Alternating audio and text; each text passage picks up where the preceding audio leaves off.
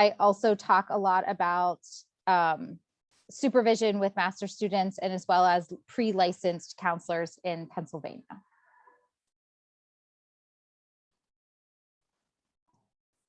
Wonderful. Okay, I guess really we can get started by having some of you come off camera and introduce yourself and tell us why you're here, what you would like to learn, and what you'd like us to talk about for the next couple of hours. And even if you just want to share your experience with supervision or things that you want to learn about supervision, we can kind of talk about those today too. Absolutely. And I saw 2 of our doc students, so I will be calling them out if I have to. I believe they're Dr. Dalton's students right now. My name is Jordan Roberts, and I'm in the Clinical Mental Health Counseling Master's Program. And this is actually my first class with the Chicago School. So I am here to experience the conferences, but also just learn about ethics from a new student in a master's program as well. So it's nice to meet everyone. Thank you, Jordan. I'm Danetta. I'm in the CMHC program, master program. I'm in my 4th and 5th class right now. So I'm just here to experience, the conference, learn a lot. There's a lot of, I was looking through the classes that, they have, and there's a lot that interests me. And so I'm excited to learn about this over the next few days.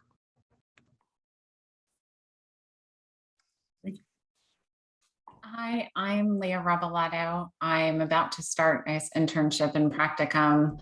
So I sort of want to see what to expect, what not to expect, what to dread, what to enjoy, all that kind of stuff. Wonderful. Thank you. Hello, Counseling Education and Supervision. And I am actually in Dr. Dalton's class right now. For me, I want to be able to learn a lot more about supervision and just the education aspect of teaching and becoming a professor within the program. I am, I can't believe it, almost into my 1 year of being in the program. Thanks, Chandra. My name is Victoria Weber. I'm also in the master's program for clinical mental health counseling. I'm finishing up my 2nd year at the moment, and then I will be looking into interning here in my new state that I live in. So kind of trying to get a rope on all of that.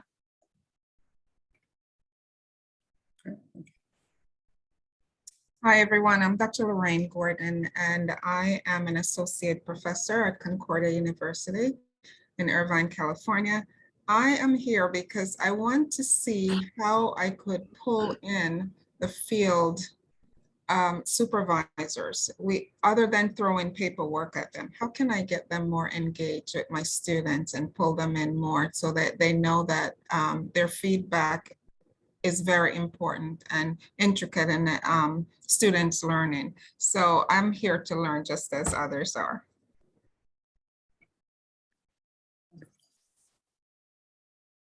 Hi, everyone. My name is Michael White. I am also from Pittsburgh, Pennsylvania. And I am, as far as supervision goes, I'm really interested in how it can help me better engage with diverse clients, along with learning some conflict resolution techniques.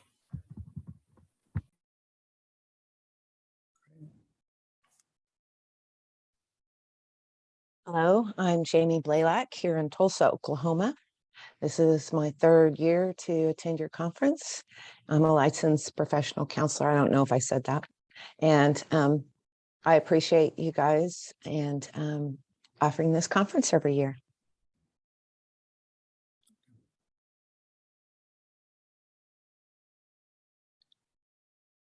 I'm reading the comments as we go too. Lots of people saying many of the same things. Anyone else? Jeff, I saw you pop up a second ago. Yeah, I was not going to get away from this, am I? My name's Jeff Rice. I am a licensed mental health counselor, not in Pittsburgh. I am actually all the way down in Miami, Florida. So, I'm trying to stay warm, I mean cool in the as in the sweltering heat, as some of you are going, oh wow, it's really cold here. Um, I am the clinical director at Homestead Counseling. I've been doing this for about 13 or 14 years full time. And I too, wherever Chandra went, I lost her now, am finishing up my first year. I was like, I can't believe I've made it through I've made it through the first year, so I guess that's good, of the doctoral program. All right, thanks, Jeff.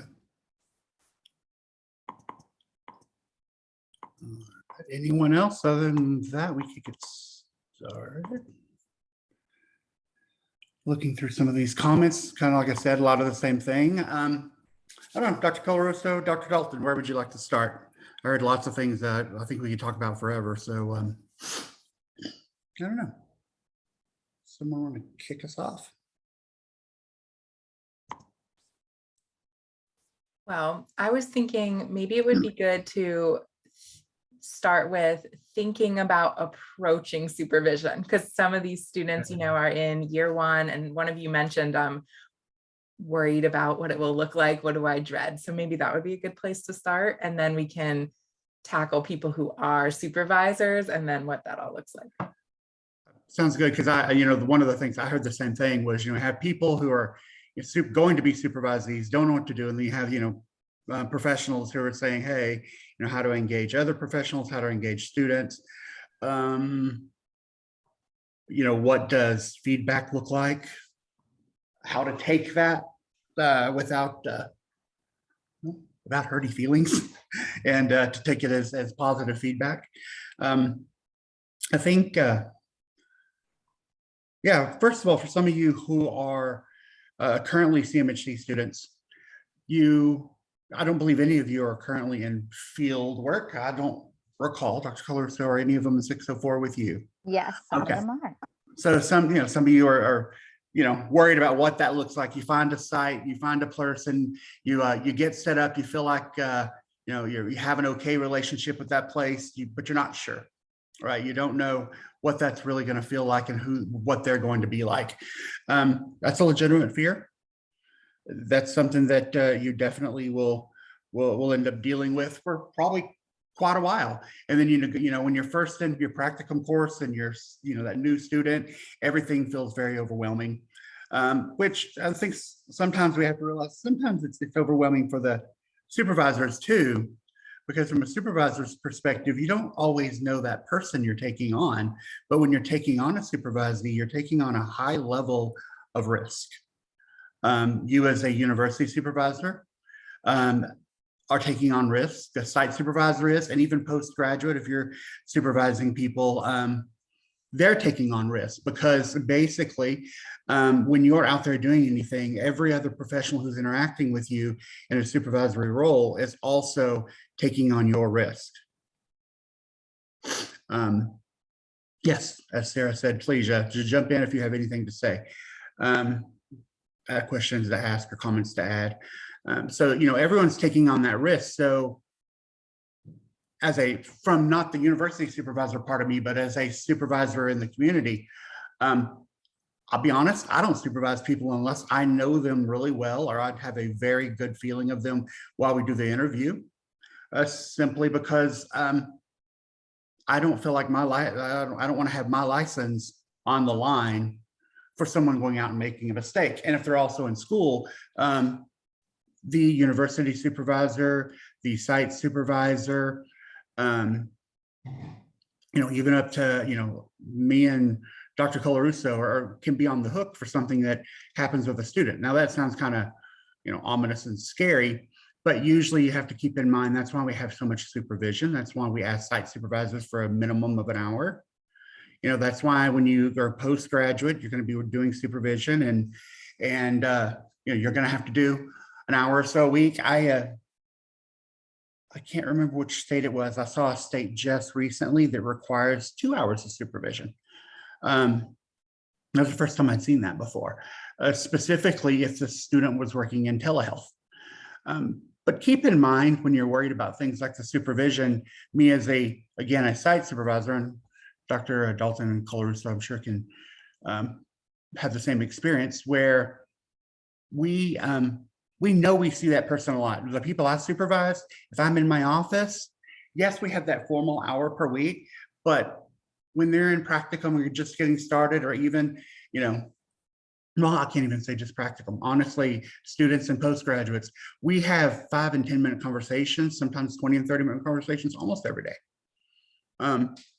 about clients. And that's expected. I would be disappointed in a site that didn't have an open door policy to supervisees.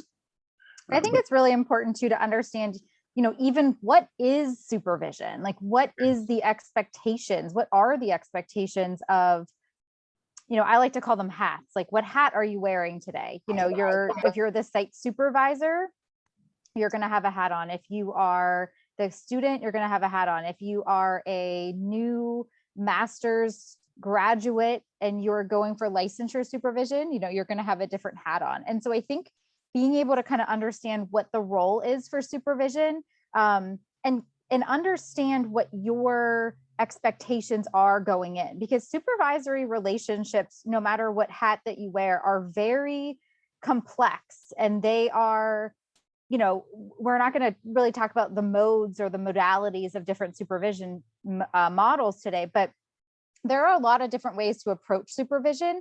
But essentially, they are really like blending together like your professional role, your educational role, your therapeutic, your theories and your orientation. And sometimes you even talk about like your own personal stuff about what you have going on, right? And how those are how that might be impacting your clients. But I think the really important thing is to think about, the supervisory relationship there is a really high level of professionalism involved in kind of entering in that relationship from both sides. Dr. Dixon and I work with a lot of different students and a lot of different site supervisors that sometimes they see different perspectives, and we can talk about that too, about what happens when you have different perspectives as far as how you define what the supervisory relationship is.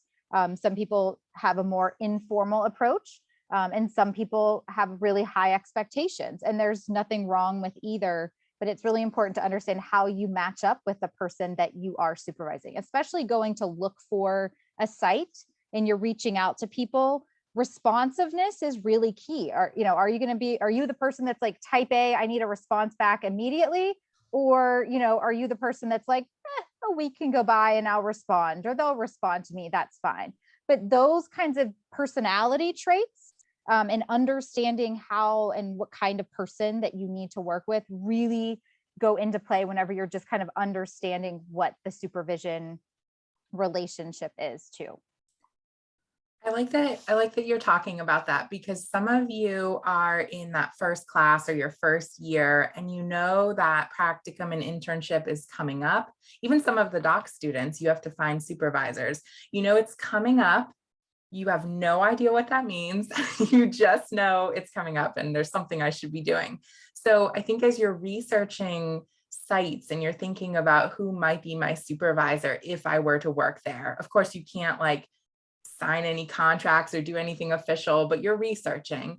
You want to hear back from them. I remember being a student and I called somewhere probably 20 times, the same place. And then finally I was like, what am I doing? They're never going to be very present supervisors if they can't answer the phone.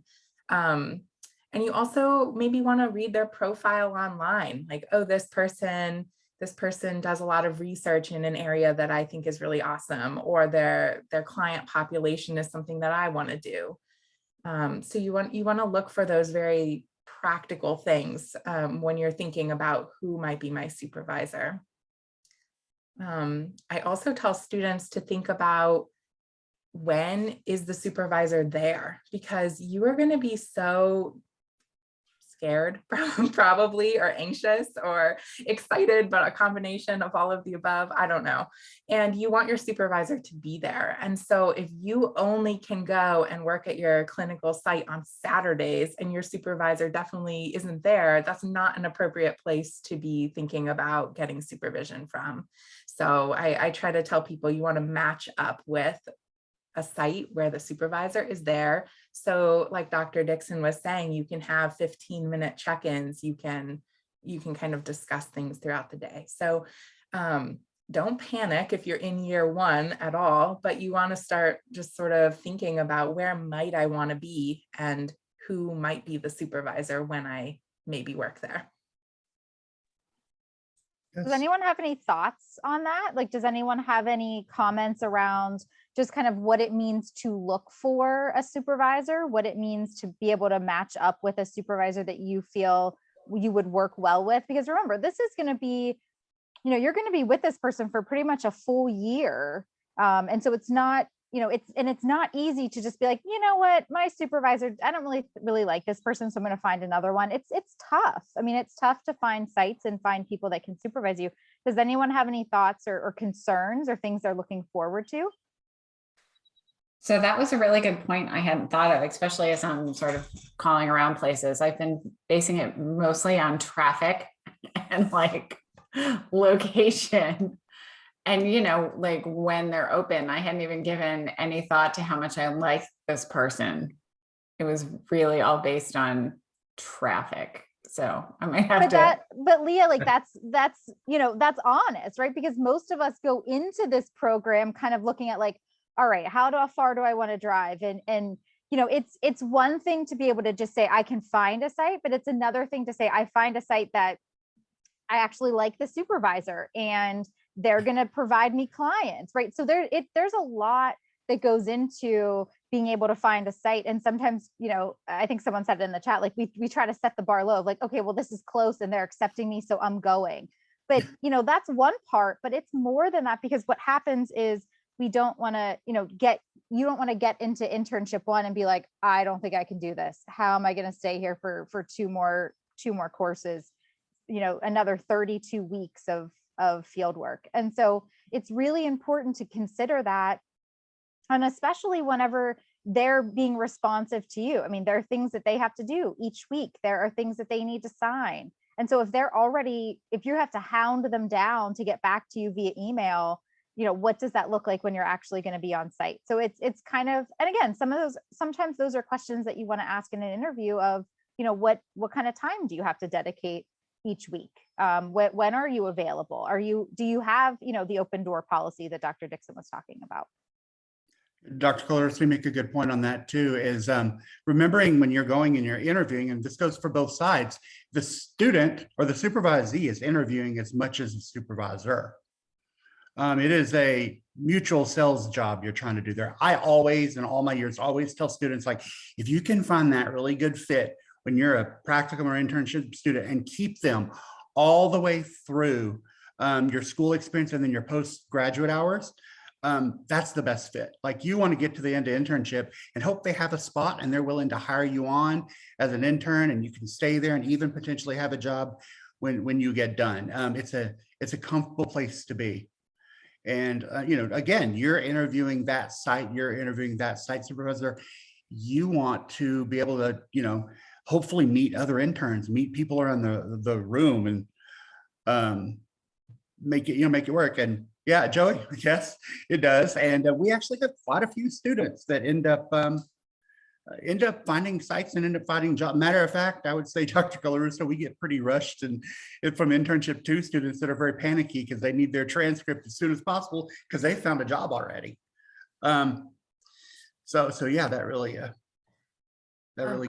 goes to it. Go ahead, please. I was going to say that we use a program that's called Tavera, and some people get frustrated with it, but there's a lot of different forms that we fill out to keep organized. And I think one thing that students struggle with is supervisors who will not sit down with them and sign that paperwork every single week.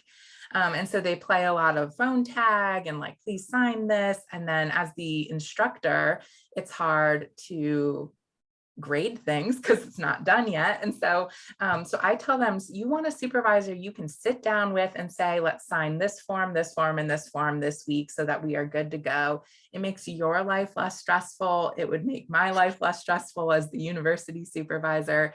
And then your site supervisor doesn't have to worry, oh, I'm missing something, or like you have forms that are waiting on me. You just do it together every single week. I think that's really important. And I think too, we do use Tavera. And I think some of the other things is even what, in 604, like the practicum readiness course that we have, which is let's get you a site and get you ready for field work, I see a lot of site supervisors who really are just bad with technology. And so whenever, you are working with a site supervisor who you're trying to go to the site and they are like, I can't access my email. I don't know where these links are. I can't submit these forms. I don't want to say like be afraid, but sometimes it's like, okay, well, what's it going to look like when I do have to have them sign things that are really important? What's going to happen whenever they have to fill out the time logs and things like that? So again, there is, like Dr. Dalton was saying, it's helpful whenever you can have someone sit down with you and be willing to kind of work with you to sign some of those things and make it this collaborative process instead of, well, I don't have time for that, I won't do that, or I'll just wait and see. You don't want to be able to you don't want to have to keep like finding someone to do things or get something done, because that's just, it's frustrating for everybody sometimes. And we understand from the supervised perspective, they get busy. And this is something that they are doing in addition to their other responsibilities and jobs, and that, it is. And so sometimes it's just the balance of what are they, is this something that's common? Is this something that they do all the time? Or is this just because they're busy? So it's a balance, and it's tough to find that balance. Victoria, you have your hand up. What are your thoughts? I just have, I guess, a general question. So I just moved from California to Kentucky. I'm no longer active duty, but my husband still is, and our daughter just officially started school. So we're trying to get her regulated to an atmosphere conducive for learning and growth versus moving her around every few years. With that being said, though, one thing that I am noticing tremendously here is Kentucky is kind of backwards. So technology isn't at the forefront of priority, and they still do a lot of things analog. But that being said, also trying to just find places that even do internships. So being from a military background, I prefer to work with veterans or those who are still active duty because I can relate in regards to what they're going through. And trying to find an aggregated group here. More so, I'm trying to be with the VA, but it comes down to the stipulations of how am I going to get my paperwork to them, like from our school or our university, to start that process, because that's a very lengthy thing to do. And the state of Kentucky requires certain stipulations for even allowing an outside university, like a student from another university outside the state, to even participate in their internships here. So what do you do for that kind of stipulation? Okay, let's see. Trying to think who we've had. I know we've had students in Kentucky before. Part of that, honestly, Victoria, is probably a little anxiety on your part. There are a lot of them. When you get into, or before you even get into the like the practicum readiness class, when you're trying to develop a site and stuff like that, we help you communicate with them as well. So like if you're trying to find a site, we're working with them. Since we do so much of the stuff we do electronically, we usually find that it works pretty much anywhere, and that there's a few things that are printed off, like your agreements and stuff like that. Sometimes they want those, but for the most part, it can take a long time, but we've never really had much trouble. I've not heard of having much trouble in like Kentucky, or I can't think of a state, Dr. Caloristo. Can you think of anywhere that we have a particularly difficult time getting things done? I really can't. Oh, you're muted there. Oh, sorry, I thought I hit it. I really can't think of any states that has been really difficult. In my perspective, it's more around the barriers that we put up for ourselves. I know I said this, I'm teaching a 604 class right now, and I said this to everybody, you want to cast the widest net that you possibly can, and then make decisions based on that. And the more so we kind of pigeonhole ourselves into, well, I don't want to I only want to travel 10 minutes from my house, and I don't want to go to this place, and I don't want to work with this population. You know, we're putting up unnecessary barriers as far as finding sites in our area. And sometimes, you know, we have ideas of what we want to work with and who we want to work with. But sometimes I notice that students sometimes end up putting up more barriers for themselves than really, like, again, casting that wide net. And the other thing that someone asked in the chat, which I will address really quickly, is, you know, there are a lot of students that will look for site supervisors, and they will not look for someone who is licensed, or they'll say, yes, I am licensed. And the worst thing is, then we'll get the paperwork back and I send the email and I'm like, oh, like, this person isn't licensed. And so one of the things that they'll get is, oh, I'm almost licensed. Almost doesn't count, unfortunately, when it comes to field work. Some people say I am a licensed social worker, but they need to have the clinical social worker. So they have to have a terminal license in your state. So, you know, as you're working, moving through the program, you're meeting with your advisors, check with your state to see what is the terminal license in your state, because each state is a little bit different, especially when it comes to LPCs. Sometimes there's LPC supervisors, sometimes there's different LPCs. So just kind of be aware of what license are in your state and the surrounding states that are around you too, especially if you live on like a border state. Michael, you have your hand up? Yeah, Michael. Yeah, so my question is kind of in relation to seeking out a specific type of supervisor.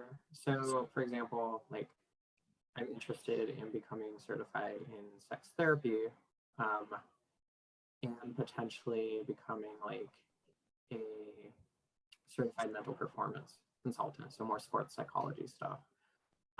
Do I want to err more on the side of finding a supervisor that will just take me on, or should I stick it out and look for one that is certified in what I eventually want to receive that additional certification in? If I could jump in, just because I am. I was going to say, if no one, Dr. Dalton, that is your area completely. Yeah. Breakout room. So I am a certified sex therapist, so we can talk about that sometime. But in order to get that certification, you have to have your license first. So you would just want, in the state of Pennsylvania, someone with their LPC to be your supervisor. I would say you'd be looking for someone who's sex positive, who can talk about all of these issues in supervision as you're working to get licensed, or as you're going through practicum, internship, and then postgraduate licensure. But you can't get that certification anyway till you have your license. So, I mean, there are some of us who could be both, like your state license, eventually sex therapy, but you got to do one thing at a time. So I would really look for just somebody who maybe has your area of interest and can be your supervisor right now, and then tackle those other certifications later. Absolutely.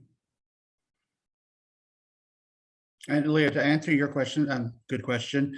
Where do you check your state requirements? So you can do two things. Jeff is right. You can go to NBCC, and they have links to different states, and you can check that out there. You can go to the individual states and just look up licensed counselor, licensed professional counselor, depends on what state you're in and what they call it. Sometimes you can look up the board. Surprisingly, we were looking at, yep, that one's helpful. The way we're looking at, I believe it's Florida the other day. And as much as we hear nightmare stories out of Florida, I thought their website was wonderful and like very well laid things out.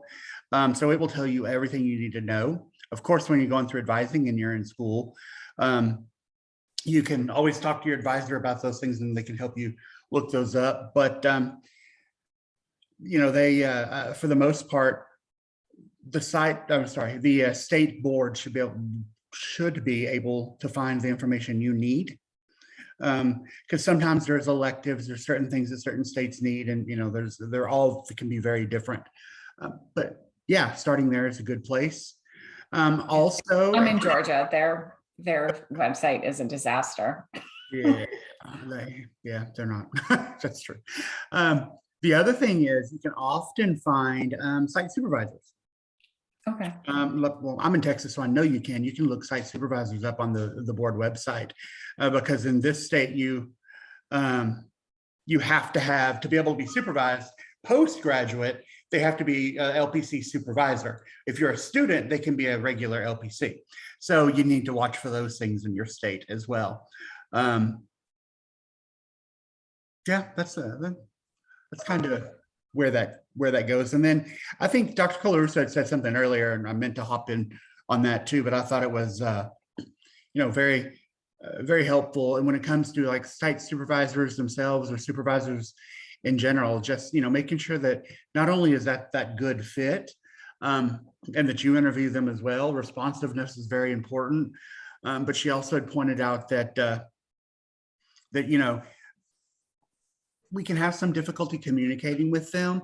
One thing that we always try to look at is not only if they're kind of hard to communicate with sometimes because they are so busy, but making sure that you feel secure in that site all the time, that, like she said, that they're always around, that they are available. And I know that we have some people who are site supervisors that are asking that. And I think if you want to build a good relationship with those students, they really need to feel, there's got to be that trust, just like you have with clients. One thing I noticed, just because I work as a telehealth assistant for some LPCs locally here, and I got offered a job when I just mentioned I was looking at one of the sites that I was filling in for another assistant, and it's not in a safe neighborhood particularly. And I just don't really feel safe working there. If I'd known where it was, I would have never accepted sort of filling in for a person. So I think paying attention to like physical safety might be something we should all pay attention to, because the whole time I was there, I was like texting my husband, like, this is what I'm doing right now. Like, keep aware of my location. The doctoral students and I had our whole entire supervision last night talking about safety. Not that you all are entering into this super unsafe profession, but we're working with those who might be having mental challenges of all sorts, which can lead to potential safety issues. So I think knowing the environment that the office is in, the population of your clients, and more importantly, just that there's a plan in place. We were talking a lot about that, like Jeff runs his own, practice, and like what does he expect of his clinicians is that they're always together. Nobody's ever alone. And I feel like if you were a student joining that practice, you would feel comfortable, like somebody's always going to be here and it is safe. So that's something really to think about. I think one of the other things, Dr. Dalton, you mentioned this, and it kind of made me think about just how do you establish a trusting relationship with your students as a site supervisor, and or with your site supervisor if you are a student? Like what kind of things come to mind as far as like, from both perspectives, like developing a trust in that relationship? Like what are some things that are really important for you to have to feel like, okay, I can do my job here? Or as a site supervisor, like what are some things that you need from your student to develop trust with them? Dr. Colarusso, if I can, just as somebody who does site, who is Yes, go ahead. Yes. it's like, since I am the clinical director, two things. One is, first of all, I did not have the best site supervision going through the licensure process, and it was very much just sort of a hallway supervision, if you will, which is not uncommon. But it's also just something to I think it's also driven me into a much more deliberate supervisory capacity as a result, because I had to kind of figure out so many things on my own. The other thing is that I really lay out all the expectations up front in my supervision. When you come in, if you're going to be, whether you're a student or whether you are working towards licensure, I have my disclosure form of this is what it is. It's all laid out, so that it keeps those expectations really clear and without, so that there's no question. And I think that by doing that, that just really creates such a safety net And also, the other big thing is that I really meet my commitments, because I remember having to hound somebody who couldn't do their email and wouldn't check their email of, oh, well, how do I, uh, oh, what day do you need this? What are the deadlines? Those kinds of things, just to make sure that that their expectations are met, so that they feel like, hey, somebody's actually invested in this process with them. So. And Jeff just mentioned a disclosure form, which if you're looking for a supervisor, they might have an actual form, but they should at the very least have an organized thought plan of like, we will meet on Monday. I will sign your paperwork at the end of the week. This is the theory that I use in terms of my own clinical skills or my own supervision. If you meet with someone that says, oh, I don't really care, come whenever, it will be good, it will be great. Don't go there because you're going to get yourself into a challenge where you're not really getting that support.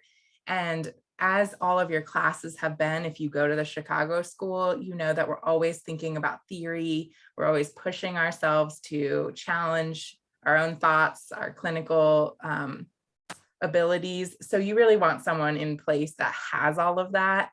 And if they're just really, really loose and flowy, probably I would run away. Well, Jeff also mentioned like the hallway supervision, right? And some weeks we might need that. Some weeks we might need to be like, hey, are you busy? Like, I'm like, well, let's check in. How's it going? Right. But I have supervised a lot of different people. And from my perspective, there are students that I guess I talk about students as interns in field work. But also pre-licensed master's graduates. And what we mean by hallway supervision is like, hey, you're walking down the thing and you're like, oh, hey, Jordan, what's going on? Are you okay? Like, how are you? And you're like, yeah, I'm great. Okay, great. Mark that down as our supervision for the week. Check in with me later, right? That's kind of like the hallway supervision of, you're not really sitting down. You don't really have a scheduled time that week.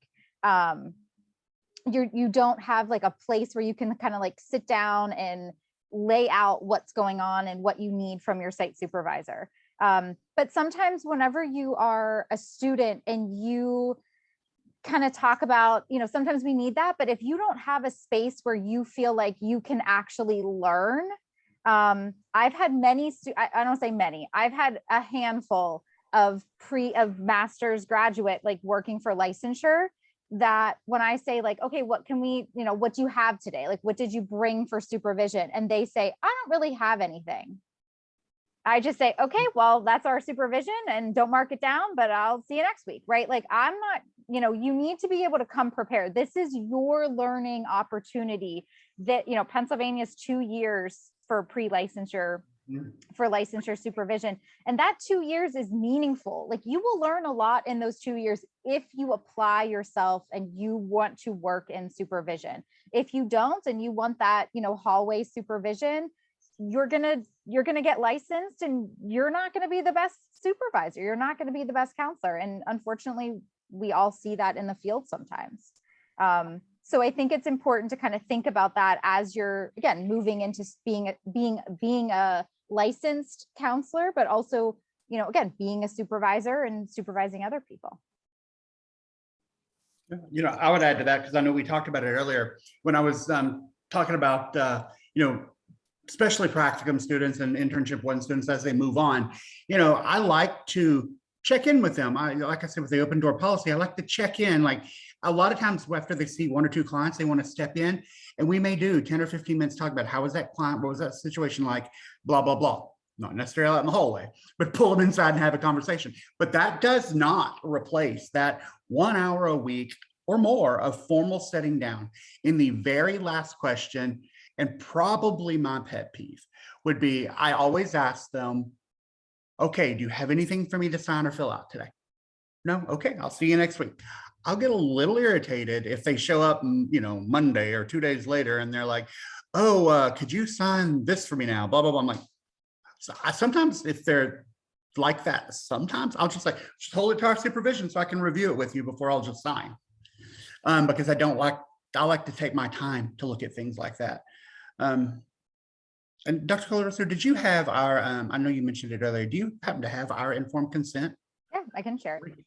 Yeah, you want to pull that up for a minute while we kind of talk about that? And while we're doing that, you have supervisors out there that kind of want to give us some of their input on what we've talked about so far? Other than Jeff, I'll leave you off the hook for a minute, buddy. I've been a site supervisor. I'm not currently one.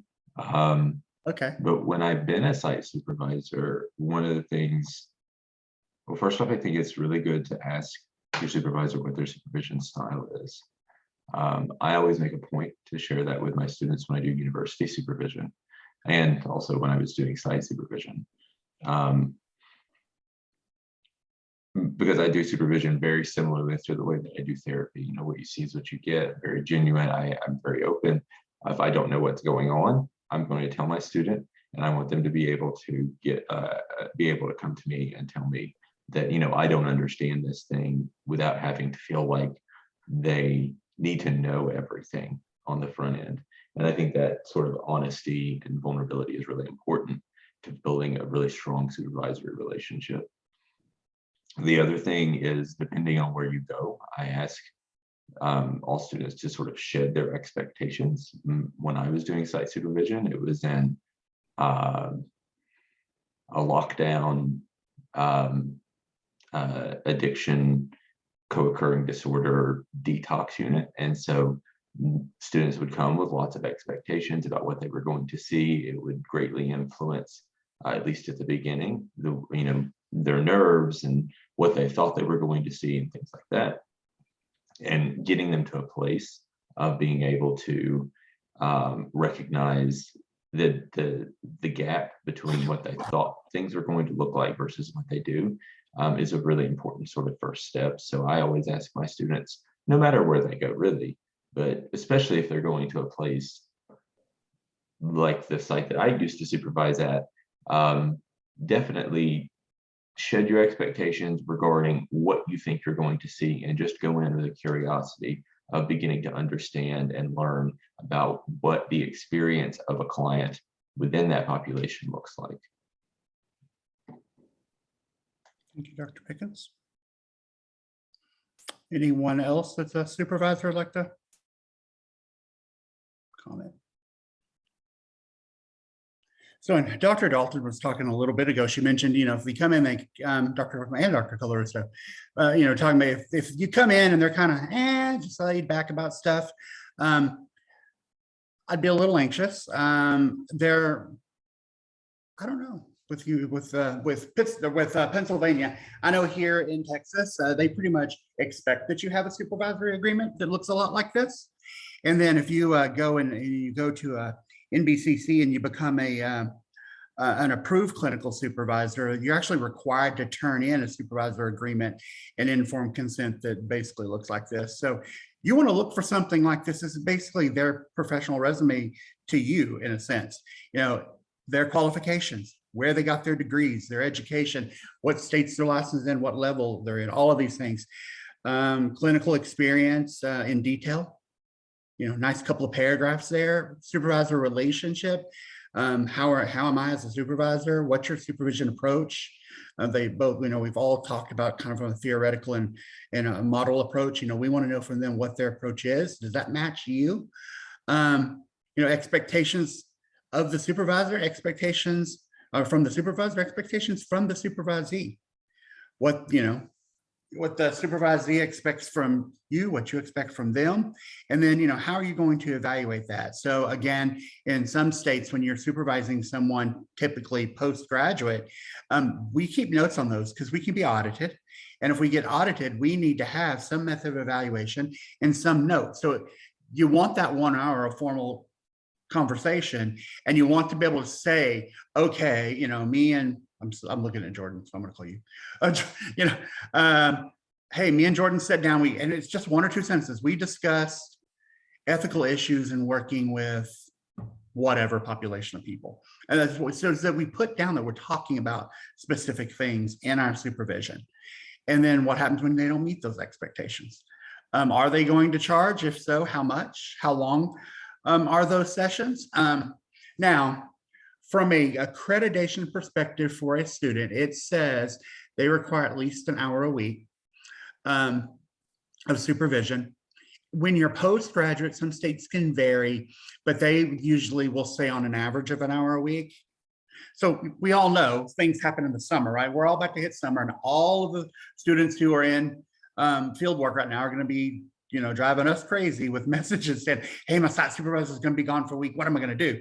Well, part of this is also having, who's my backup? So that supervisor saying, when I'm not here, this is other licensed person, but they have to be at the same, level to be able to supervise you depending on your level of education. So are you a student or are you a postgraduate? Availability, direct face-to-face will occur on this date at this time, and then their information. Confidentiality and limits of confidentiality, very much just like a informed consent that you would get with the client. It identifies, the scenarios, so office policies and places like that, or things like that in the place that you're at. Do they have specific policies? I know Dr. Pickens mentioned, being in a correctional facility. I know Victoria asked about that earlier. There are very different limits to confidentiality and limits to privacy and information in different settings. We have lots of students, and some of you supervisors may be there, where you're working with a protected population. So that has to be noted. When you're a student, you're required to do videos. So you need to ask them, is that something I'm going to be able to do here? Well, if you have a protected population, so a prison, working with children, an addictions center, they may simply tell you no. So other arrangements, you need to hear all of that.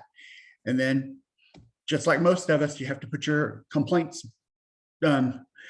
certificate on the wall right there. And this needs to also be in here. You would actually just cut and paste. So again, I'm from Texas perspective, little chunk of note down there that says, if you have a complaint against me, this is who you contact and how. And so that's pretty much what one looks like. And I would hope that you would be able to have one of those when you're being supervised, because again, I talked early on about the risk. This helps mitigate a lot if you can do that. Does anyone have any thoughts on that kind of form as a site supervisor? If you use this as a student, what would you think about this? Any thoughts, comments?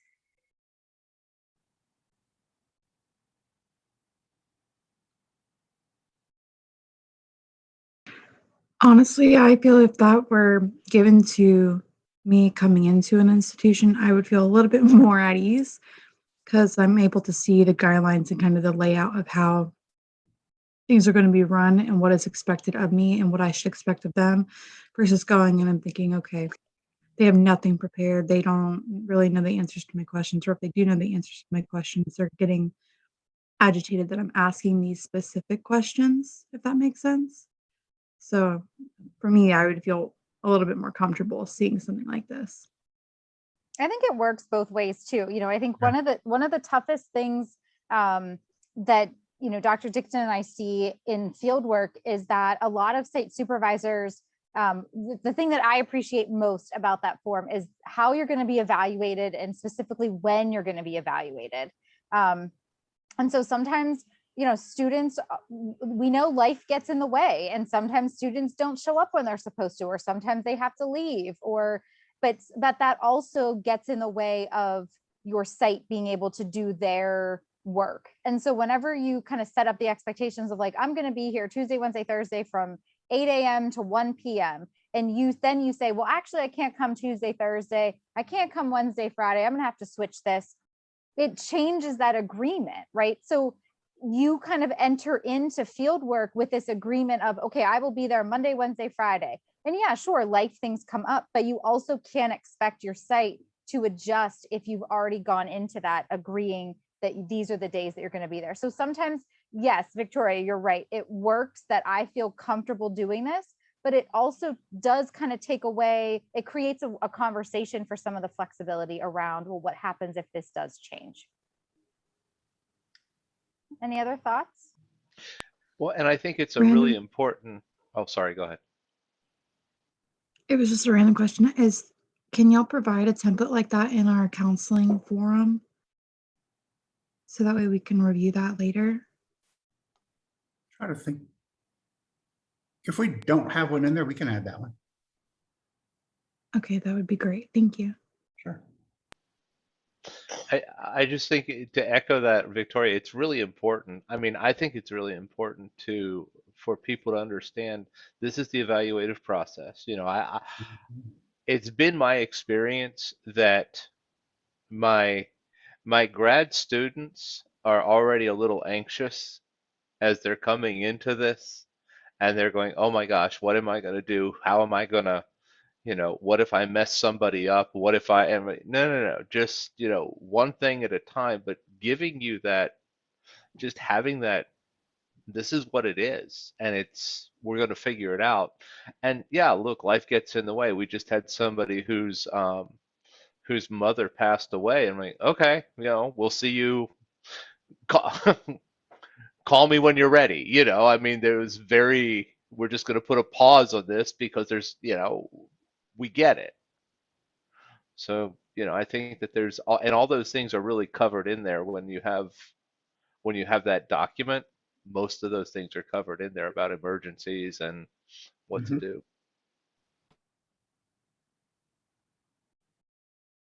Yeah, they are. Any other site supervisors have some kind of input or anything they'd like to share from your perspective? We don't want to miss you either.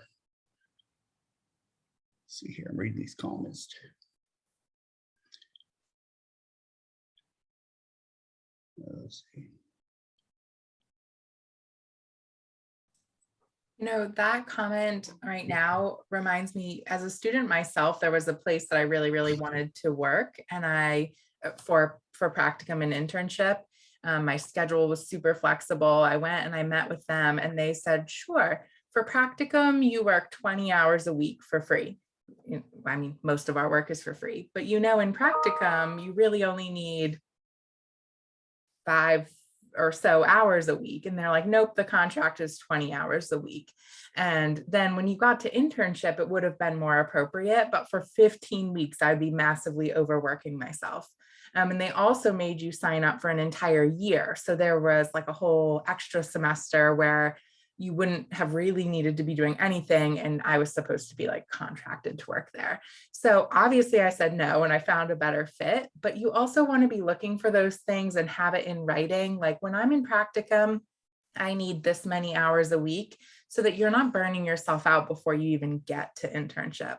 There are systems out there who will take any student for free, work you as much as possible, and it's not going to be a good learning experience, but that's something I went through myself. But even being able to ask, because again, like a lot of places do have those contracts, and it makes sense because they're looking for something specific if they need an intern or whatever. I get that from their perspective, but you also have to ask, like, is this flexible, right? Like, why, because Dr. Dalton was talking, and I actually had that exact same experience with my fieldwork site when I was a master's program. And so I I went in with like, yes, I will do this, but also like, I also didn't stay there if I didn't have anybody that day, or if I didn't schedule any, so even if they say like, you have to be here 15 hours a week, it's like, okay, well, I'm only need 5 to 10 hours. So like, I'll see the clients that you need, but I'm not just going to hang out here and like, do stuff if there's nothing for me to do. So, I might come in and see somebody, but then I might leave early. Like, so I think it's being able to kind of have conversations about, hey, these are my requirements for the program. Is this okay? Is there any flexibility in how this looks moving into it? So, we kind of talked about like advocating for ourselves a little earlier in the conversation, but this really comes in whenever you're faced with kind of like, okay, well, this is the requirement, or, there are some barriers that we can't get around, right? There are some sites that will say, we don't work with anyone that we don't already have an agreement with, and we're not taking any new agreements for different students at your university. And that's one thing. But there are other times where, sites create sometimes unnecessary barriers that make it really difficult for us to kind of find different sites and work with them around.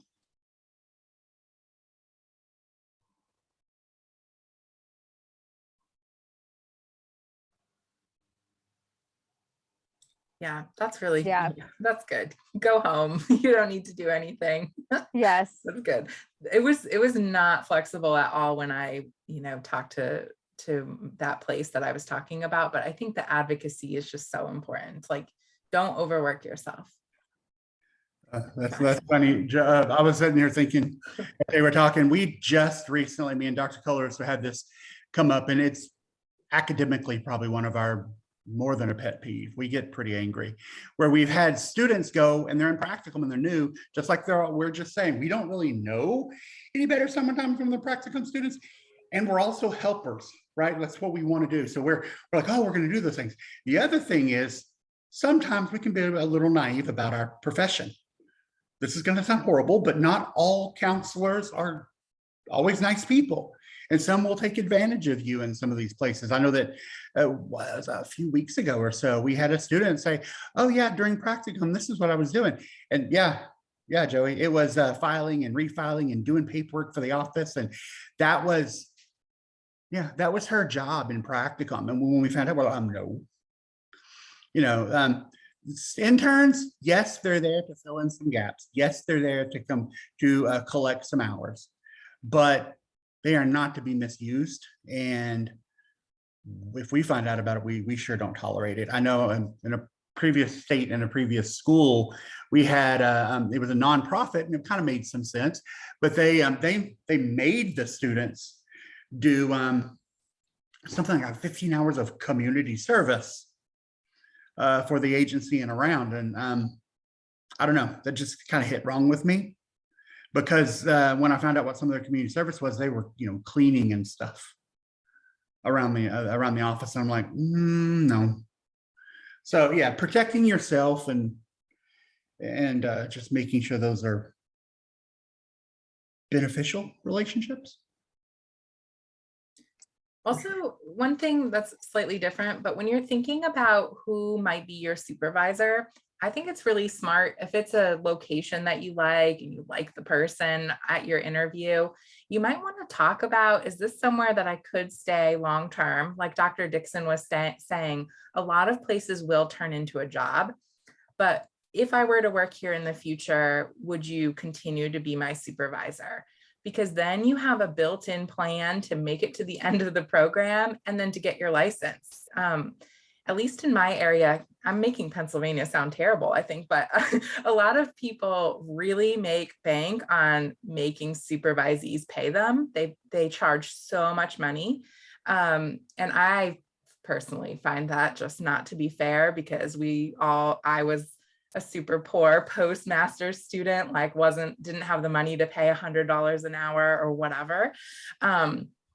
So there are supervisors out there that might charge you $100 or more a week for supervision. And if you could have a plan that you could stay somewhere and have a supervisor, I think that's a really smart plan. I think I mean, Dr. Dalton and I both are from Pennsylvania, and but I think it's interesting because I have had similar experiences. And one of the things that I kind of always, when I supervise, especially when I have new supervisees at my old job that I used to work in, and I used to do a lot more supervision. One of the things that I would always tell individuals, and Dr. Dixon and I have talked about this in other kind of presentations, but just the difference of, when you have a supervisor at your job, that's great because they're signing off on your licensure and they are working with you and they know your clients. But sometimes the supervision gets muddy in what your role is, as far as like your employee and like they're checking off that you take days off. Well, that's not really like clinical supervision, and that's not really licensure supervision. But then you run into what Dr. Dalton said, is if you want to find a site supervisor that is really dedicated to you, and they have those informed consents and they are geared toward making you a really better counselor, sometimes those individuals do charge, and sometimes they're outside of your work.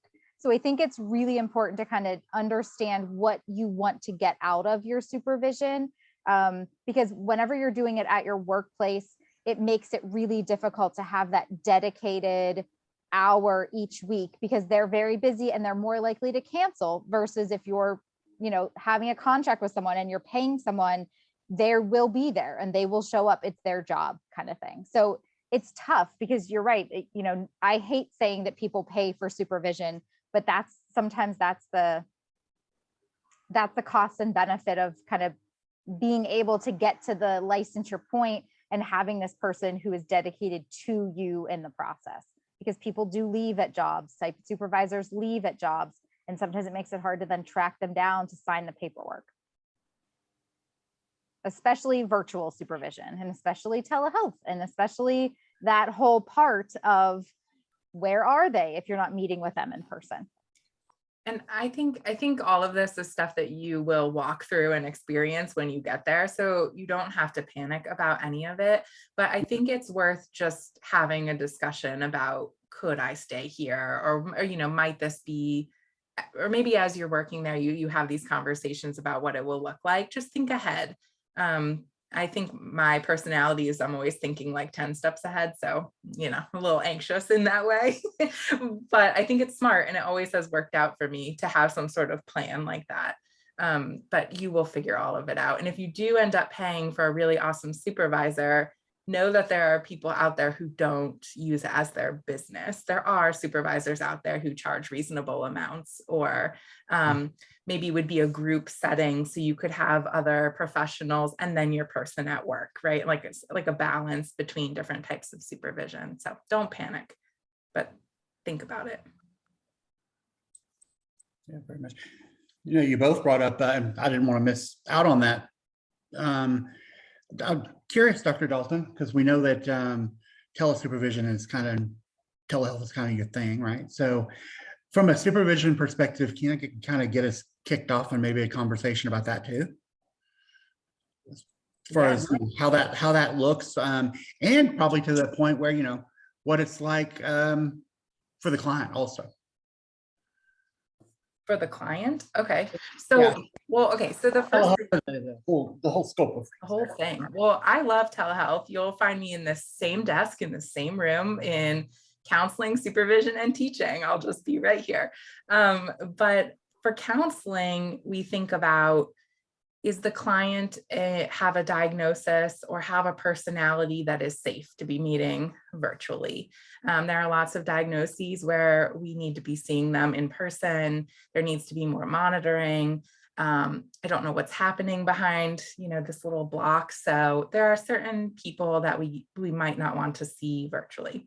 They might not want to see us because they might really be looking for a connection and to sit with a therapist, especially post-COVID. A lot of clients were just so burnt out on anything virtual. They wanted to sit in the office and be with you. But the people that I see usually are pretty well. They're working on relationships. I'm a sex therapist, like I said. So a lot of times it's relationships, sex, post-trauma sort of things. I see a lot of queer clients. So in general, they're all pretty well, and they might be meeting with me between their jobs or their school classes or something like that. So virtual really works for them. But that is something we think about, is, are they comfortable with it? And are we comfortable serving them and making sure that they're safe? I have a small practice compared to many people because I'm mostly here with you all teaching. But you have to think about how much you can really stare at the computer. I think that's important. I have this light and sometimes I feel like I'm just, it's too much. And if I had to do it all day long, I'd be tired. So you want to think about that too. But for supervision, when I am thinking about someone being a supervisee and meeting with them every week, I want to make sure that they're going to be in a confidential place every single week. They can sit in front of the screen and talk to me about their clients. They cannot be at Starbucks or walking through the grocery store or whatever else people think that they can do, just because virtual equals no rules, I think, to a lot of people. Even clients, I'll say, can you please find somewhere to sit? Like, it's really hard to focus on what you're doing. As you know, it's a rule at the Chicago school, nobody can be driving. I think that's so unsafe. We don't need that. So I'll make sure my supervisee can be somewhere every single week. I want them to be able to show stuff from their clients virtually. So just the same as you all do in school, they might show me a recording.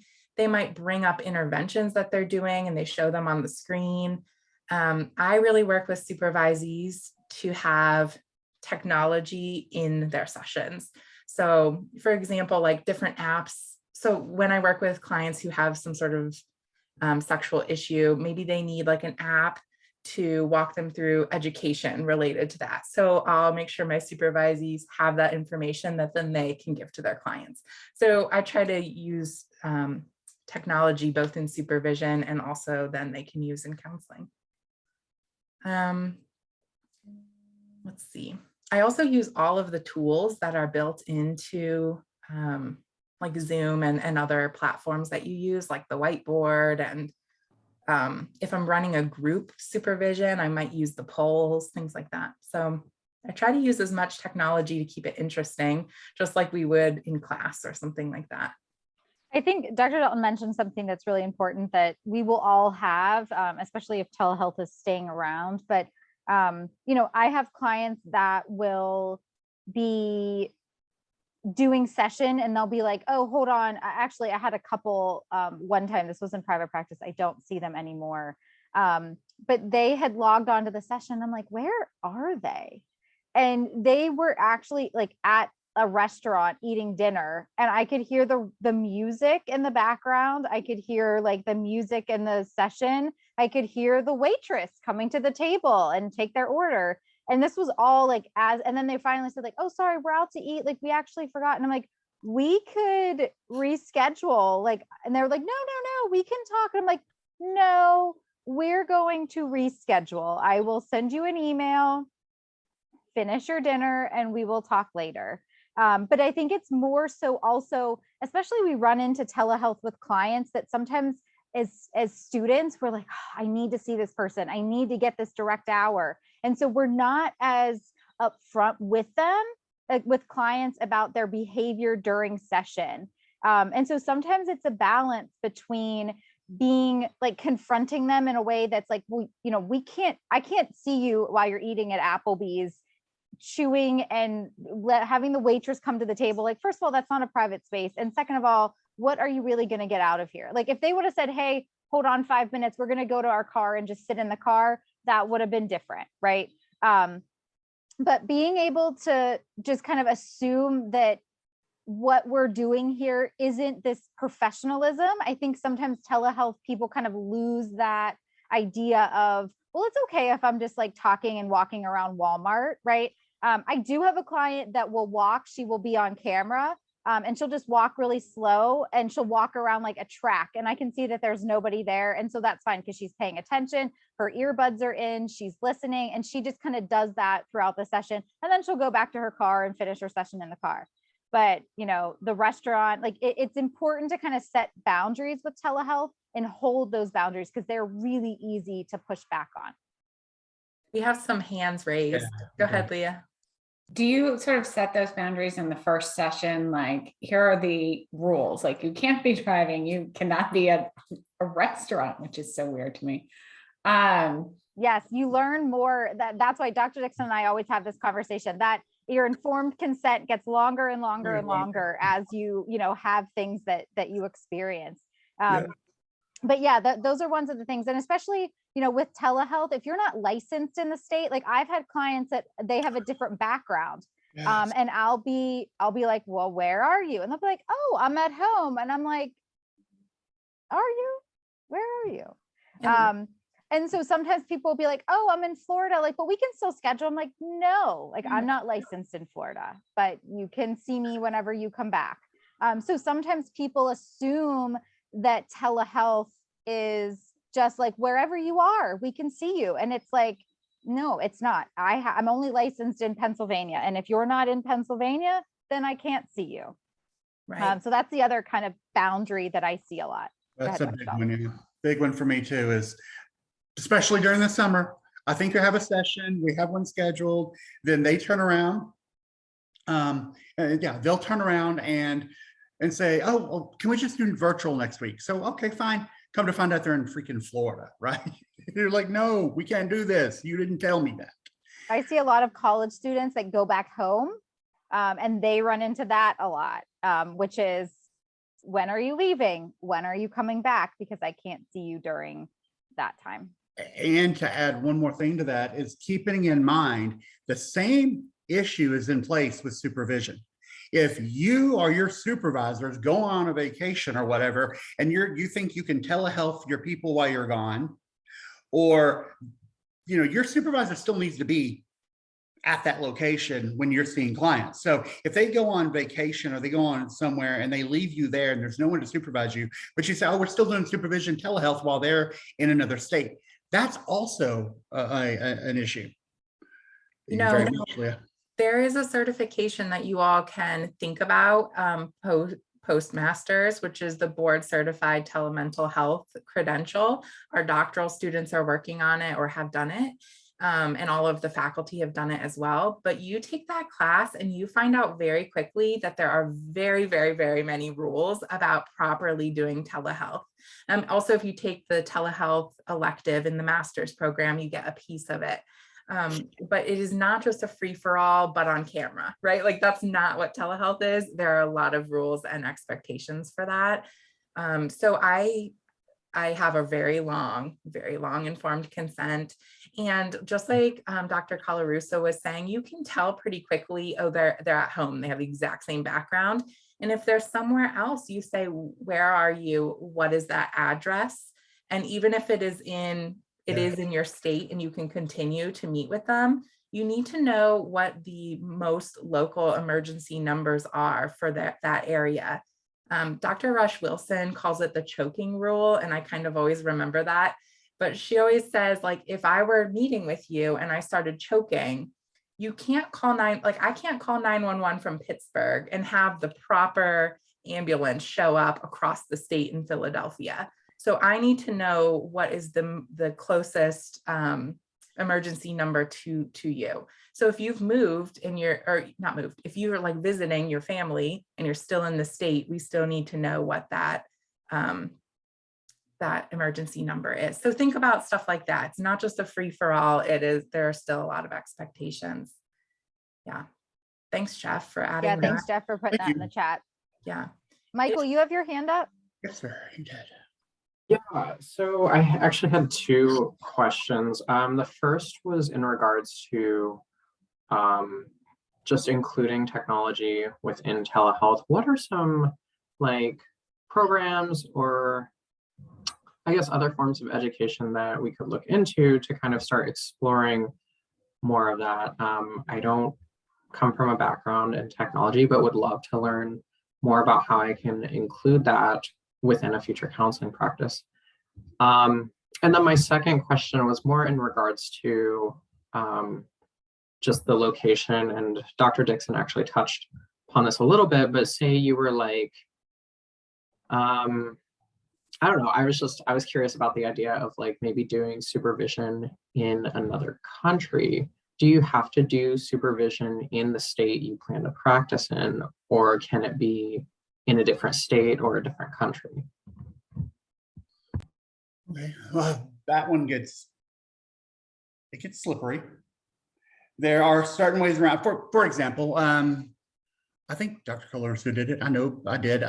For example, Vermont right now offering until June that you can sign up for telehealth in their state if you're licensed in another state. So if we have someone there, like Dr. Dalton was saying, as long as you know who kind of those local contacts are and those things, you can see them. I can see them in that state. But when it comes to being able to see people out of state, there's different things you can do once you're licensed. For example, you can contact the state that they're in if they're going to be there for some period of time, and you can actually get a temporary license to practice in that state. Try to think about what are some of the other ways that foreign countries are tricky. So we have some students that are in other places. We just graduated a couple, one in South Africa and one in, he was in, where was he at? He lived in France. Now was Lebanon.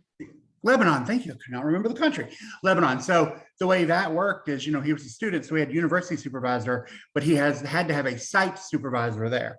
So you still have to have all the ground things in place for that to work. It's kind of like Dr. Dalton was saying, when you go and take like the board certified telemental health stuff and hear about it, the funny part is a lot of the issues in there are not necessarily like counseling related. They're laws and statutes and laws and rules and BAAs and business agreements. I'm trying to think, FCC, like there are about 15 ways you can get sued and get convicted if you're not very careful about where you're practicing and seeing other people. I tend to tell advisees, get licensed. So if you're in school right now, get licensed in the state you're in, stay there, finish a license, do your postgraduate 1.5 to 2 years, whatever you have to do, get all your hours, and then worry about other states. Now, Kentucky and Tennessee, for example, they already have a compact agreement with them. So people in Kentucky can see people in Kansas and Kentucky can see people in Tennessee with no problem. Other states are extremely unfriendly about that. And sometimes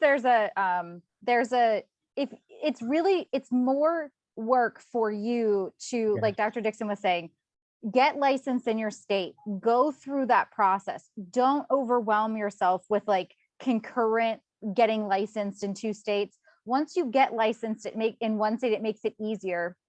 Sometimes once you have 5 years of experience, 5 years licensed, it makes it much easier to get licensed in other states. So, if that's your goal, sometimes it's just the timing of waiting it out to kind of make sure that it's easier for you, because some of those things are a lot of work and they're really expensive. And then it's just a lot of work to maintain and keep up. And it's expensive. So, sometimes it's more about just focus on one place to get licensed and then worry about the other ones. And I can tell you, you get licensed in Pennsylvania, you'll have more than enough clients. Your schedule will be just like busting at the seams. But I think about maintaining the continuing education credits that you need always in a state for your license. And you take what's required in one state times however many states. That's a lot. That's a lot of work and a lot of organization, but it's possible and tons of people do it. So that's fine. Yeah, and then as a matter of fact, on the board certified telemental health, I believe that requires full licensure before you can. There's there's about 6 conditions. I can't remember, but there's like 5 or 6 conditions. But there is nothing wrong with going out and paying for some continuing education, even as a student, if you want to get a jump on learning something, but you can't really get the certificate until you've graduated. So there are a lot of them. There's trauma certificates and things like that you can do. There's telehealth certificates, but you can also get basic telehealth training. Sometimes it's helpful to do some of those certificates after you graduate, because they mean more in the long run for CEs and your license once you have them whenever you graduate. Because sometimes I guess in my own experience, had I taken some of these trainings before I had graduated, I probably didn't really have like that real life experience in the field. It probably would have meant nothing. It would have been more of like okay, let's take this class versus the application to what the clients were. So I think sometimes we love seeing that you're all interested in taking certifications and trainings, but sometimes it's just, that you get more out of it if it's after. Jordan, I know you have your hand up. Go ahead. So I actually live in Erie right now, and right on the lake. So I'm like so close to so many different states. I actually have 2 questions. The first one, since I am so close to the border of Pennsylvania, am I able to do my internship if there's someone that I would like to work with in like New York or Ohio instead of having to stay in Pennsylvania? Yes, you can do that. Yep. Okay, perfect. And my second question, actually, since I am in Pennsylvania, you guys luckily keep talking about Pennsylvania. So your suggestion is for me to graduate and then practice a few years here. And then if I wanted to move back to Tennessee to be closer to my family, then move to Tennessee a few years after graduation. That's probably the best decision for me. It's the easiest decision. Yeah, it's honestly the easiest, because half of the most difficult things are you know, at least for me, I like my personal email address, but I really don't check it all the time. And so sometimes I have people that are like, you supervised me 6 years ago. And I want to get licensed in this state. And I'm like, I'm sorry, like I totally had no idea that you were doing that. But the more you can just kind of like, okay, I'm done working with Dr. Colarusso. Dr. Colarusso, sign my paperwork for licensure, mail it in, and you can just be done. Then you can kind of just, you don't have to worry about anyone else filling out any other paperwork. Sometimes in other states, you can kind of just apply and go through that process on your own. And it just makes it makes you have a little bit more control over that entire process versus like having Dr. Colarusso fill out the paperwork and then finding Dr. Dalton and then finding Dr. Dixon and then having them get all of these paperwork for all of these different states. It's a lot. Yeah, absolutely. From a selfish perspective, you know, I have students. So when you graduate and you're one of our students, you'll come to me to sign off on all those documents. I will go nuts when you're trying to sign off, when you send me stuff to sign off in like 5 different states. So there are certain states I'm like, oh, do this one first because it's easier. Ooh, let's put that one at the end because that's not easy. Yeah, definitely. And then I see that everybody, including Jordan, they're talking about like states like Tennessee. And the other thing is check into as supervisors and supervisees and telehealth and all of it. Go ahead and make sure and check into your state counseling association. I have friends, lots of them in Tennessee, and I've actually presented telehealth ethics for Tennessee Counseling Association. And they have kind of those lunch and learn, like every month they offer 2 or 3 or 4 free CEUs, usually around ethics and stuff like that, but it's usually a common topic. So I did it for them last year on telehealth and ethics or something because they wanted more when all the COVID stuff was going on. So that's another good place for students to go. And if you're interested in moving to a state, checking out their website, and even if you know you're pretty sure you're going to move there, going ahead and joining it so you know something about what's going on in that state is very helpful, because you might find I don't want anything to do with a place. And so that's kind of helpful. And you may find out, like we talked about before, you have site supervisors, you know, do they charge, do they not charge? What do the states say about that? Because some states have specific rules about supervision too, that go above and beyond other states and other locations. And Thank you Jordan, so much. I'll add to that, Jordan is somebody who was licensed in a different state and then got licensed in Tennessee second. That just look and see what the licensure rules are. Don't worry about meeting them right now, but at least know what you're getting yourself into. Yep. Well, and especially from an elective perspective, as new Mhm. students, like especially knowing if you want to get licensed in other states, what electives do they require, if any? Because you want to make sure that you take the ones that you are interested in. Sorry, Dr. Electives and exams too, because Tennessee loves to evaluate you. So to give you a license. So definitely see how that differs from one state to the other, so you know what you're getting yourself into. Definitely. Thank you. I really appreciate it. Oh, sure. Go ahead, Victoria. Go ahead. So because I live in Kentucky and we were talking about Tennessee, does that reciprocity law go into play after you're licensed, or is that something that you could also use while you're trying to get your internships and stuff done? Does that make sense? Yes, and yes, you should. Like, so if you were like on the border and you wanted to go across and do your internship there in Tennessee? Like, I live in Rennieville, so I'm closer towards the border of Indiana and Ohio than I am Tennessee. But if it were an opportunity to do something telehealth in Tennessee, is that possible for internship? Just trying to broaden my. You're better off taking an on-site either. Yeah, I was going to say that. Or going to Tennessee and doing it there. I'm sitting there thinking about that because where I live in Texas, we get a lot of Eastern New Mexico people because we're way closer than any other city for them. And so we get interns who come here, but they physically come here. We don't really let them telehealth there. It gets a little uncomfortable for everyone because, you know, you still want to have a person on ground there. And like Dr. Dalton and we were pointing out earlier, making sure that you have contact with, your clients are protected and you have contact with them regularly. And from a supervision perspective, it makes me nervous simply because I don't like the supervisees that I have practicing in another state, even if they have all the stuff in order.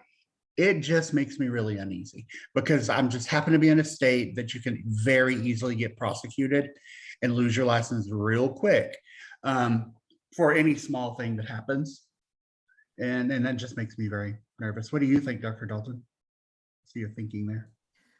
I would probably go in person in your state if it were, me recommending that, but Yeah, I definitely want to do that. I was just seeing like if that were a possibility and it was like my last resort, if that would be something that I could look into.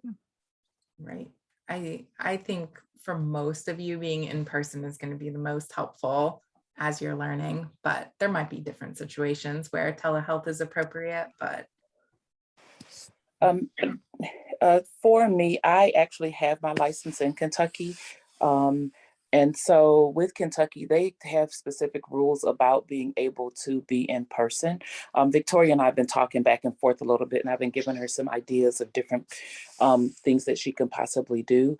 But I do know that for them, a lot of the places in Kentucky, Kentucky is very special, and they don't allow you to, or even recognize, like some of the trainings and the continuing education requirements and things like that you're required to have, they don't allow from other states or anything like that. So it's going to be really important to pay attention to that. And then I went through that when I moved to North Carolina. It was like I was applying for a license all over again because of that and having to jump through all of those hoops. So it took me 6 months when I got to North Carolina to become licensed in North Carolina. So any help I can give you, Victoria, I'll send you my number and you call me, and anything I can do, I'll help you with it.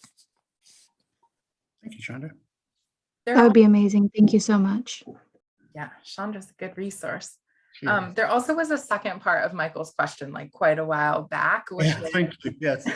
which was the, like, how do you get to activities and things that you integrate into telehealth? And then, so I was thinking when you said that Jamie Raditz is like the perfect person to ask. And then like, there she is in our chat, but Jamie, I'll speak for you so you don't have to, and then you can jump in if you want to, because I'm putting you on the spot. But Jamie was in my internship class, and I feel like she did such an amazing job of just trying things and like putting them into the virtual setting. And she was in internship during pandemic stuff, so a lot of it was virtual. And she would just have activities and try it with clients. And you even had like nonverbal clients who were doing all sorts of amazing things virtually just because she was trying it out.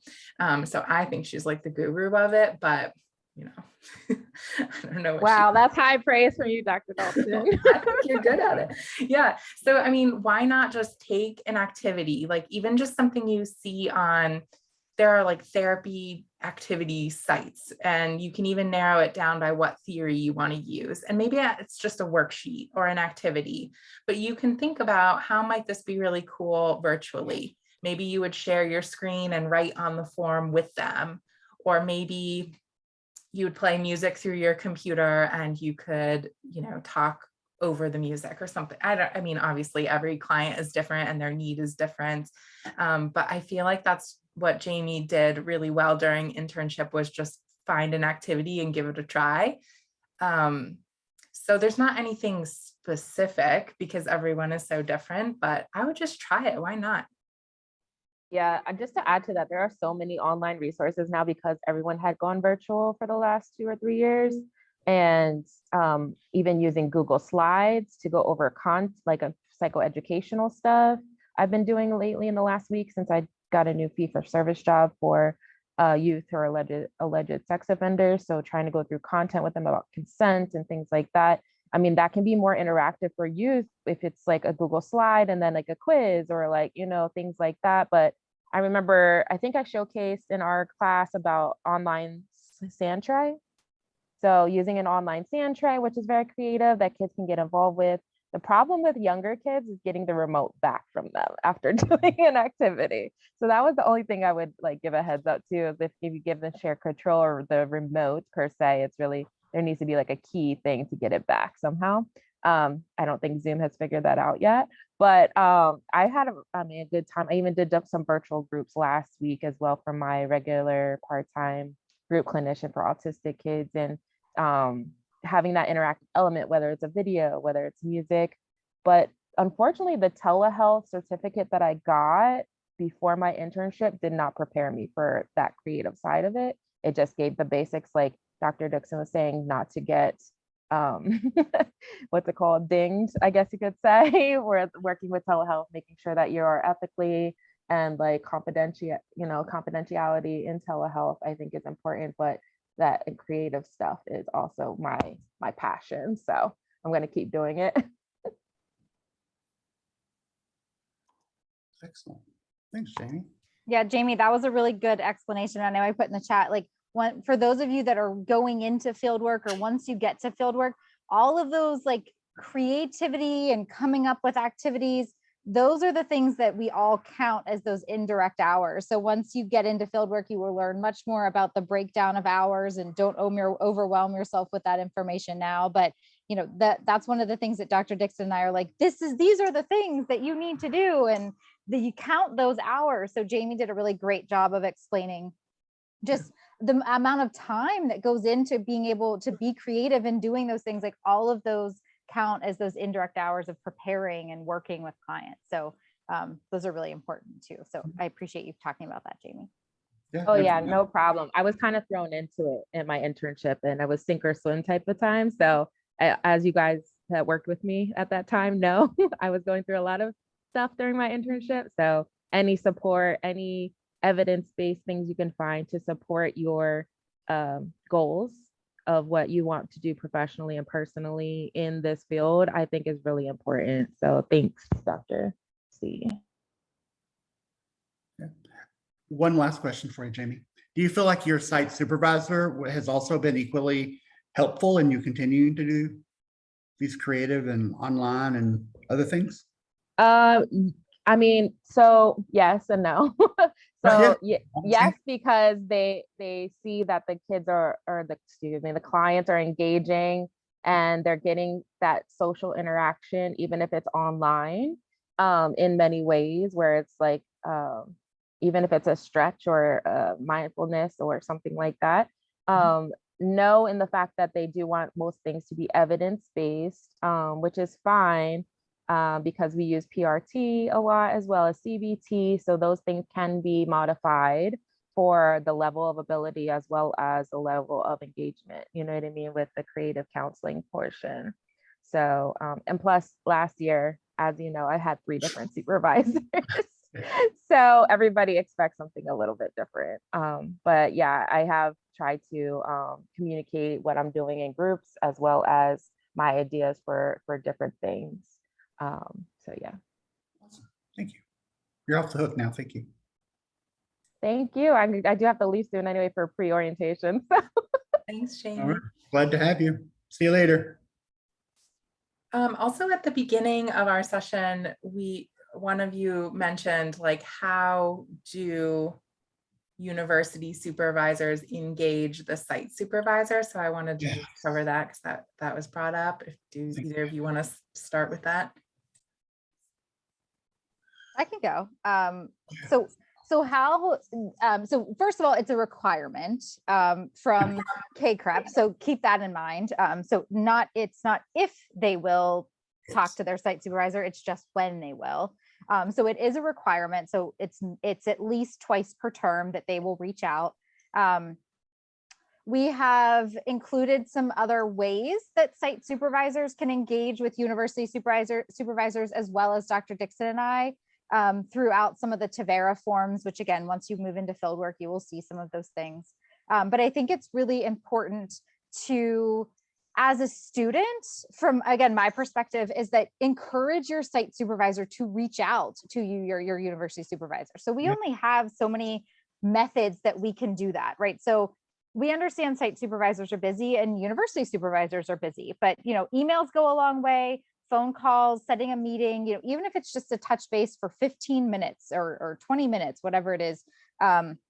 Sometimes it's just encouraging them to say, when I taught field work, I would always say like, hey, I'm reaching out to your site supervisors today, like let them know, or that I'm going to be hearing from me. So sometimes it's just, there is a way of communicating, but sometimes you have to, as a student, like the student has to be a part of that process as well to kind of connect the university supervisor with the site supervisor. So there's a lot of different ways to go about that. A lot of it, again, depends on your site supervisor and their engagement.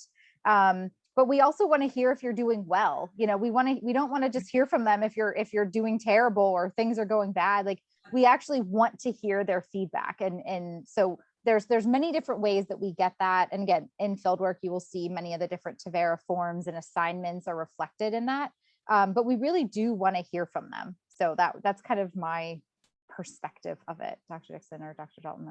No, I was thinking, I know in our position, me and Dr. Colarusso sometimes, and the instructors will get together, and we don't know what's going on somebody's site. We're having a hard time getting a hold of a site supervisor, stuff like that. We will actually ask to set an appointment during that student's structured site supervision so that all of us can get on the same page and just have a conversation. That doesn't necessarily mean that the student is in trouble, but maybe the student's coming to university supervision and saying, I'm uncomfortable with this, or this is going on, or, especially young fieldwork students, not in age, but in years, will come in and they feel like they're uncomfortable with their site. Sometimes those things can be adjusted by just having a talk, because sometimes that's just uncomfortable imposter syndrome happening for the student. And keep in mind, when a supervisor starts, they have some of that too.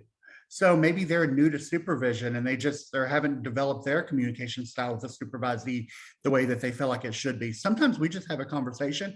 I would say 80% of the time those conversations go well. Probably more than that, probably more like 90% of the time. I'd say in the last couple of years, we've had maybe 3 or 4 site supervisors who are like, wow, that's not a very nice human being.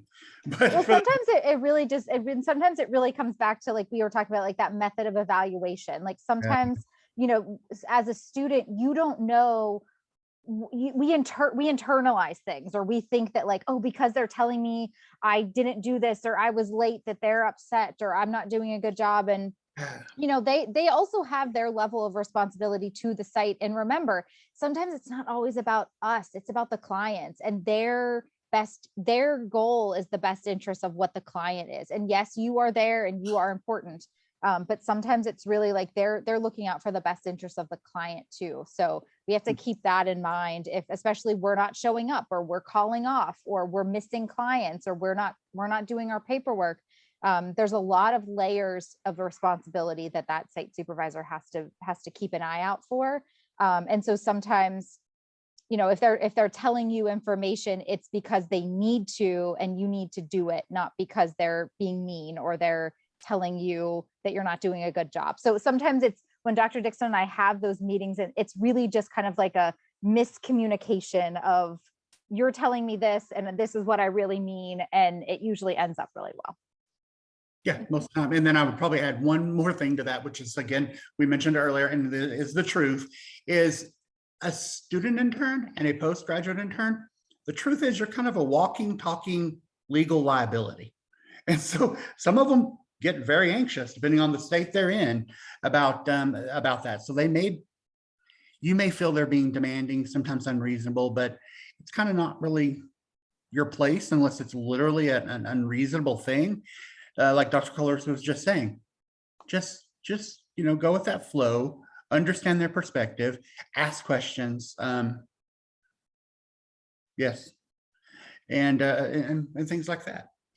I was just going to say, one of the forms that we have at the Chicago school, just in case you're at another institution, is your goals for the term.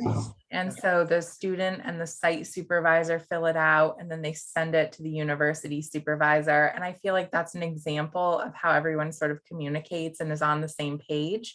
So I always read those. And then when I check in with the site supervisor for the first time, I will ask about those goals, like how are these things going? And I think that's a nice way to sort of loop everyone together, because it is so challenging when you're missing emails or missing phone calls, things like that. So that's just an example that we use. Yeah, that one, and along with our midterm and final evaluation. So students get an opportunity to evaluate their site and their site supervisors. Site supervisors get a couple of opportunities to give us feedback and provide information. So not only 2 times a term are we reaching out, asking how things are going, we're actually having them fill out formal surveys on how is our student. One of the forms that we send out to them at the very beginning or middle is, that evaluation. We ask them, as this student at this point, is this someone you would hire permanently at your position? And so, yeah, we ask those kind of questions just to keep that line of communication open. And then another thing we do with school and site supervisors is that me and Dr. Colarusso will interview them. We have conversations with the site. We have site supervision conversations, and 99% of the time, those are wonderful, open. They go way longer than we expect them to go, and we get a real good feel for a site supervisor. And I think it brings them at ease, because the student might have 3 different university instructors throughout the program, but they'll always have me and Dr. Colarusso. So the site supervisor will feel sometimes they'll bypass the instructor and go, hey, this is what's going on. And then we'll loop in the instructor. So lots of points of contact and just many ways for site supervisors and university to stay in contact. And if you are one of those site supervisors out there and you feel like you're not getting good contact with the university, if it's ours, you darn sure should contact me and Dr. Colarusso. So if it's another university, you find that department chair, or you find that director of clinical training, and you reach out to them before there is a significant problem, because we hate having problems 2 days after grades were due. So. We have about 10 minutes left. Does anyone have any questions or comments or thoughts in the last couple of minutes? We want to just make sure we answered all of your questions. Yeah, I know there's some in the chat. So if you had a question and we missed it, please go ahead and ask it again.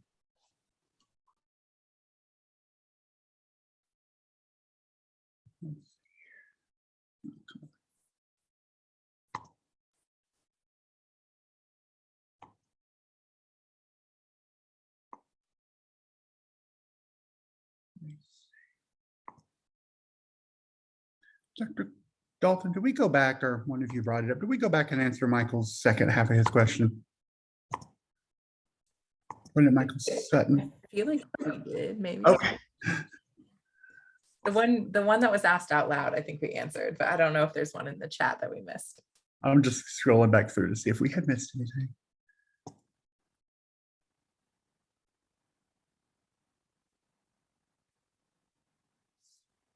Michael Sutton, are you still here? Can you hear me? After all of these topics, I feel like we've kind of gone from you're thinking about a supervisor, you are a supervisor. Is there anything that is lingering for you that you really need to get answered in order to move forward in whatever stage you are? This is Michael. I'm still here. All right. You had a question earlier, and I know we missed some of it. Can you ask it? Yes, I wanted to ask about sites where you were a former client, and what is the approach for that? What do you recommend? You going to? Man, that's going to be a really personal one, probably. I probably wouldn't. That's me. What about you, Dr. Dalton Colarusso? I think it would depend on the site. Yeah. But if it was like a private practice counselor, I probably would not. I think it's a dual relationship. Yeah. And I think if it's an agency, I also feel like I would not either, because depending on certain agencies, many clients stay there for a really long time. And so I think that was probably, I would not do that. I feel like it would be a dual relationship. Yeah. And I would just generally, as a past client, probably feel uncomfortable with it. And as was just mentioned in the chat, they might have a policy against it anyway. problem. I probably would just steer clear, but I know some of you do live in very rural areas. There might only be one option. And so then you really would want to think through, how do we work through this? Is there a way to ethically work through it? And are these dual relationships going to be, problematic? So I would avoid, unless it's like literally the only place, but. Yeah, definitely. Thank you. Sure. All right. Like Dr. Dalton said, anybody have any lingering questions in the last 5 minutes here? I actually have one question as a new student. What path you took to find your specific specialty and how you knew that was the one for you to choose? Like how you knew that was the one that you were going to use for the rest of your career?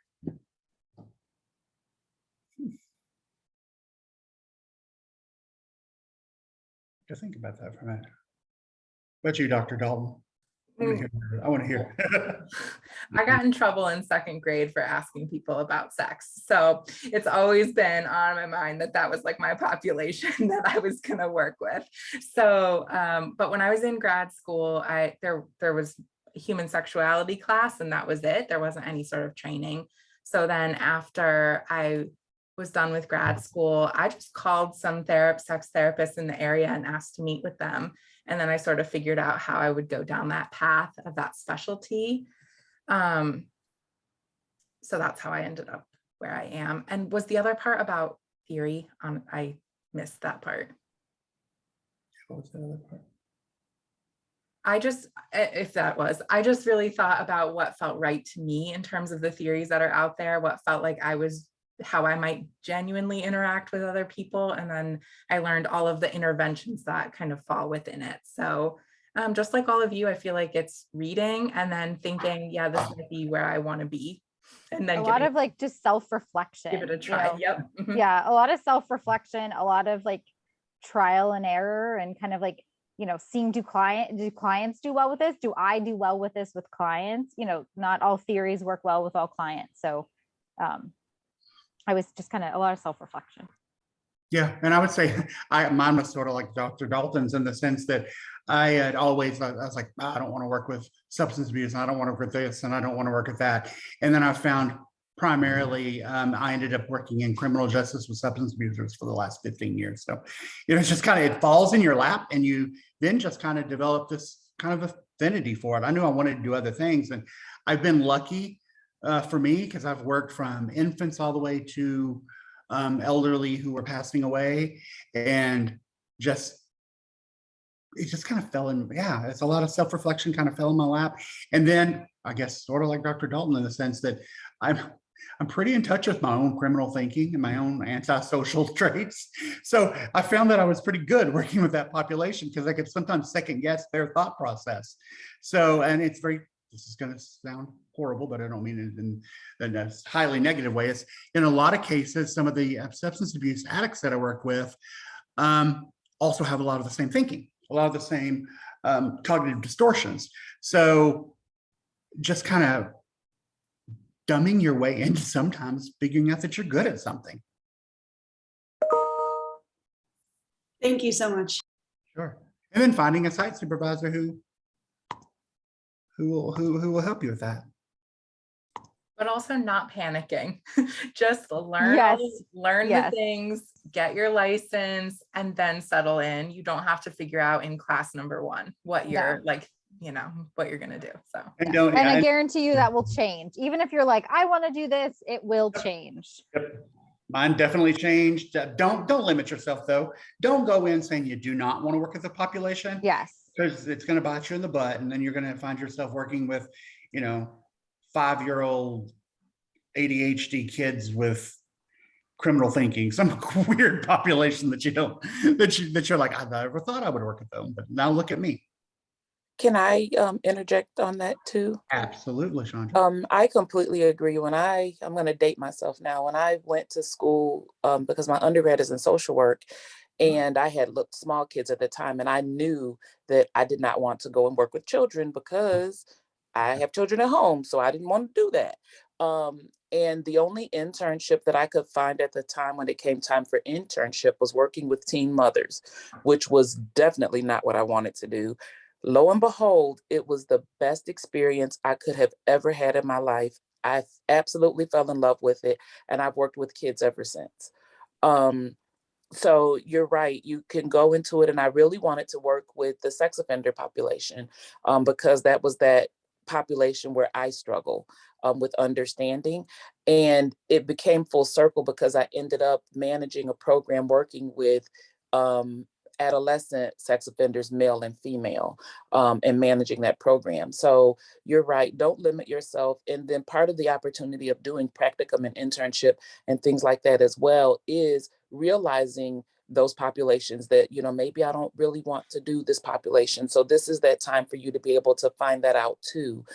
So take advantage of all of this experience. It's amazing, you know, what you can do with it.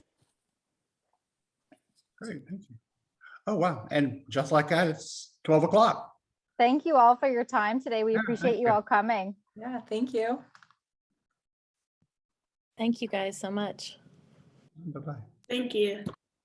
Thanks, everyone. Our next session will be at 1 Central.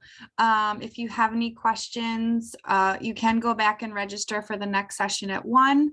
Don't hesitate to do so. And we look forward to seeing you all there. Thanks so much.